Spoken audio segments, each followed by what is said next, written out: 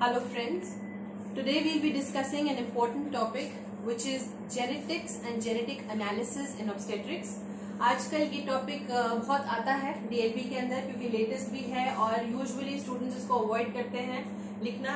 अगर आपसे बेसिक्स पूछ लिया जाएगा तो शायद आप लोग उतना अच्छे से नहीं डिस्क्राइब कर पाओगे। Today's class I am taking because of a demand from the DNB students in for genetics and genetic analysis. लेकिन इस क्लास को मैं स्प्लिट करूंगी इनटू 3 स्मॉल क्लासेस, जिसके अंदर the first class I am taking today. आज मैं सिर्फ बेसिक्स आपको पढ़ाऊंगी कि what exactly is gene, genome, genetic analysis, chromosome, allele, sister chromatids, the locus, what exactly is Mendelian inheritance. Okay, you must be knowing of course about non-dominant and dominant, and you must be knowing about various other things, but आप लोग भूल गए हो उसको, तो मैं आज आपको सिर्फ उसका बेसिक्स पढ़ाना चाह रही हूँ। आप जो इतने सारे टेस्ट आप लोगों के कोर्स में है, सिलेबस में है, जो आपसे पूछे जाते हैं, जैसे कि फिश में आप लोग क्या करते हो, डीएनए हाइब्रिडाइजेशन एम्प्लीफिकेशन स्टडीज क्या होती हैं, अभी जो लेटेस्ट टेस्ट आया एनआईपीटी या सेल फ्री डीएनए, उसके अंदर आप एग्जैक्टली देखते क्या हो, कौन सी एनोमलीज हैं जो पकड़ाई में आएंगी क्वाड्रपल मार्कर से या डबल मार्कर से, कौन सी अबनॉर्मलिटीज नहीं आएंगी, कब आपको जीनोम एनालिसिस कराना है, कब कैरियोटाइपिंग से काम चल जाएगा, what is the difference between karyotyping and genome analysis, exome sequencing और इंट्रॉन क्या होता है, और कंप्लीट जीनोम एनालिसिस कब चाहिए आपको, या सिर्फ जीन स्टडी से कब काम चल जाएगा, सिंगल जीन स्टडी से कब काम चल जाएगा। सो ये तो बाद की क्लास में लूंगी, लेकिन आज की class I am dedicating to just the basics of genetics and genetic analysis. Let's first start by understanding कि जीन क्या होती है, किस चीज से बनी होती है, क्यों ऐसा होता है कि हम लोग सब डिफरेंट हैं, we look different, we speak different, we have different characteristics. How is it that part of us is somewhat like our parents? Why does it happen? So let's start quickly on to the point. सबसे पहले I am going to try to tell you कि gene और genome में क्या difference है। Let's start with a cell structure. This is a cell, any cell of the body. ये अपना cell है, हर सेल में एक न्यूक्लियस होता है। न्यूक्लियस के अंदर होती है gene. I'm sorry, this is a nucleus and nucleus has gene, or let's call it genome. I'm not talking about gene, let's call it genome. Genome क्या होता है? Genome actually क्रोमोसोम के अंदर जो अपना जेनेटिक मटेरियल होता है, that's called as genome. And वो क्या एग्जैक्टली होता है वो मैं आपको बताती हूँ। Genome is nothing but this is what a chromosome. इस क्रोमोसोम के अंदर एवरी आर्म में क्या होता है, you have a spiral and अ बीड। यही चीज कंडेंस टाइटली पैक्ड होकर क्रोमोसोम बनाती है। This is a centromere, okay, and this is the channel at which the sister chromatids, these are all chromatids, they get fused together in the center by centromere.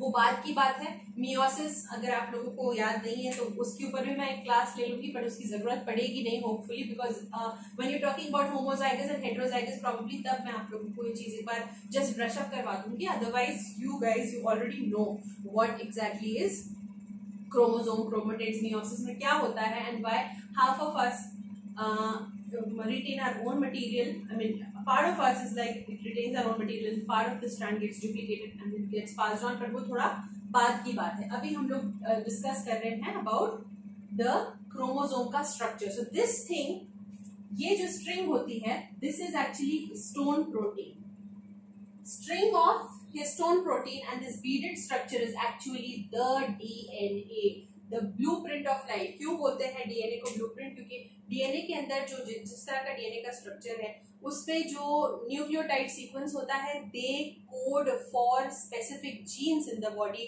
और वो jeans जो है वो अपने अंदर फिनोटाइप को दिखाती हैं। So the genotype codes for the phenotype. For example the colour of the hair, तो ये मल्टीपल जीन्स इसको कोड करती हैं, और जो भी जीन थोड़ा सा डोमिनेंट होती है, that takes over the other and that decides the colour of the hair, colour of the skin, colour of the eyes. It's multiple genes का प्रोडक्ट है. So genotype coding for phenotype. अभी थोड़ा सा बाद में हम उसके बारे में बात करते हैं. But right now try to understand कि मैं अभी आपको सेल से न्यूक्लियस पे लेके गई. न्यूक्लियस से मैंने जीनोम बताया, और जीनोम क्या है? इट्स नथिंग बट क्रोमोसोम के अंदर जो अपना पैक्ड मटेरियल है, the entire structure is called as genome. अच्छा, जो ये क्रोमोसोम है उसके अंदर जो टाइटली पैक्ड मटेरियल है जिसमें एक स्ट्रिंग है and it's got beads in it, that is DNA. अब मैं आपको डीएनए के अंदर लेके जा रही हूँ. What is DNA? Every Beed, how does it look from inside? This is how it looks. ये बहुत जगह आप लोगों ने इस तरह का स्ट्रक्चर देखा है डीएनए का. एक्चुअली अब आप और अंदर की बात सुनो. पहले क्योंकि मैंने ये बना ही दिया है तो उसके बारे में मैं आपको बता देती हूँ. DNA is nothing but base nuclear base pairs woven together. Nuclear base pairs का मतलब है adenine, thymine, guanine and cytosine. A, T, C, G. Every A pairs with T, every T pairs with A, every C pairs with G, and every G pairs with C. And did you also see that they pair up with these covalent bonds? A and T pair up with just 2 covalent bonds, and C and G pair with 3 covalent bonds. ये आप जानो ना जानो, it's materialistic. What's important is these base pairs. Every base pair has a phosphate group. ये मैं अभी भी बना के रखूंगी because this is how it should look. Every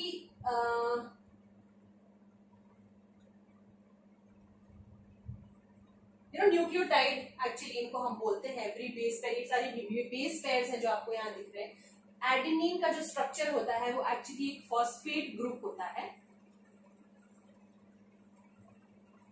attached to a ribose sugar, and this in turn is attached to a nuclear base, right? So this is the entire thing in the entire entity is called as a base pair, and that is how it is arranged on a helical coil is exactly like what I'm trying to tell you. The nuclear bases, they are attached here towards the inside, and outside यहाँ पे आता है phosphate group, और बीच में कहीं आपकी ये आती है sugar, the deoxyribonucleic acid हम लोग उसको बोलते हैं. उसका पूरा स्ट्रक्चर ये ऐसा है DNA, deoxyribonucleic acid. So this the structure of the nucleic acid is this. कि उसका जो बेस पेयर्स है वो अंदर की तरफ रहते हैं, मतलब एडेनिन, थाइमिन, गुआनिन, साइटोसिन अंदर की तरफ रहते हैं, and they pair with each other. और बाहर जो कॉइल बनती है उसकी तरफ आता है बाहर की तरफ द फॉस्फेट ग्रुप. ये पूरा phosphate phosphate phosphate phosphate outside. Inside you have the nuclear bases, these A, P, C, G, and correspondingly वो एक दूसरे से A will be pair with T and so on and so forth. So this is the basic structure of a DNA molecule or a bead or whatever. अब इसकी significance क्या है? इसका एक particular तरीका होता है सजने का. You understand? कि यहाँ पर मेरा sequence, I am Iram, मेरा sequence है C, G, A, T, T, A, C, G. That's how it is for me. And these three, but एक चीज याद रखिएगा, ये जो कोड है वो कोड का तरीका अलग हो सकता है. It could be CGA for me and TTA for me, and for somebody it might be TTA and then CAG. But every TTA will code for a particular protein, and every CGA will code for a particular, I'll say, nucleic acid, and because of after a combination of nucleic acids with the ribosomes forms a protein structure. So every particular the sequence of these base pairs forms a nucleic acid and a protein. It codes finally for a protein. So this particular sequence might change for different individuals. It will be different for different individuals, but coding for nucleic acids. This code sequence is what decides also the genes in the person. For example, the gene ACG, it codes for the color of eyes. The gene CGA, it's a gene. It's a locus on the DNA, and it codes for a particular characteristic of our personality. personality. For example, the color of the skin. These are the ones which will decide what will be the color of me, how will my temperament be, what kind of a person am I going to be. So this is gene. यहाँ तक समझ में आ गया? This was the structure of the DNA molecule in a nutshell. अब हम लोग जब बात करेंगे सिंगल न्यूक्लियोटाइड पॉलीमॉर्फिज्म या सिंगल न्यूक्लियोटाइड जीन एनालिसिस, तो आपको पता है कि मैं यहाँ पे सिर्फ इनकी बात कर रही हूँ. I am going to the level of DNA and finding out कि वहां पर न्यूक्लियोटाइड का सीक्वेंस क्या है, उसमें कोई म्यूटेशन तो नहीं हुआ. I am not talking about chromosome as a whole, I am going inside the chromosome to that depth. Obviously वो टेस्ट ज्यादा एक्सपेंसिव होगा, it will take more time, it will take more resources, हर जगह नहीं मिलेगा.